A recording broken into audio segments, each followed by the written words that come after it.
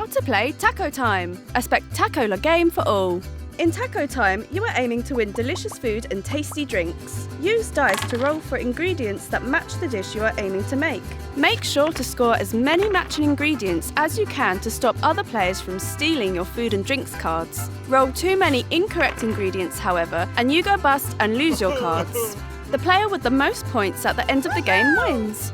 To get started, shuffle the cards and deal 4 piles of 5 face-down cards in the middle of the table. If you'd like a longer game, deal more cards into each pile. Flip the top card of each pile face up. If any drink cards are revealed, move them over to a separate drink pile and then turn the next card face up. Deal 1 card to each player. This will be the start of your win pile. Set aside any remaining cards. The last person who ate tacos goes first, then play continues clockwise. Let's play. Choose and announce which card you'd like to play for. You can choose any of the face-up cards. If you choose a food card, you're playing to win that card. If you pick a drink, you're playing to win all the cards in the drinks pile. Each card shows good ingredients that you are aiming to match and bad ingredients that you are aiming to avoid. Now roll all the dice. Any dice showing bad ingredients must be moved to the side. You cannot roll these again. Count up any matching good ingredients. This is your current score. Make a note of this if you need to. This score only counts towards winning the card, not the game.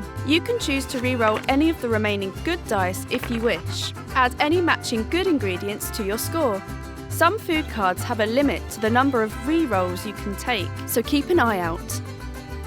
Your turn is over if you go bust by rolling 4 or more bad ingredients, or if you choose to stop. If you go bust, you must leave the card on the pile. If you choose to end your turn, then declare your final ingredient score to the other players.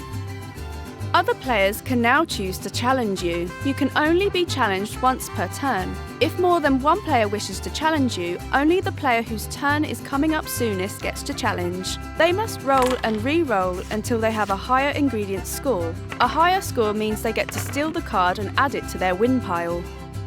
If they go bust or score lower, then you keep the card, and the challenging player must also give you the last card they added to their win pile. If no one wishes to challenge you, go ahead and place the card in your win pile, then turn the next card in the food pile face up. Remember, if you play for a drink card and win, then you add all the cards in the drinks pile to your win pile. Some food cards have special requirements. These apply to players rolling to win these cards and challenging players. For starter and dessert cards, there is a maximum number of rolls allowed to win them. Burrito cards have a minimum number of good ingredients needed before the card can be won. Every time a player re-rolls for a tamale card, they must add to their ingredient score, or they'll go bust. Also, the player on their right gets to choose the one bad ingredient for that tamale card.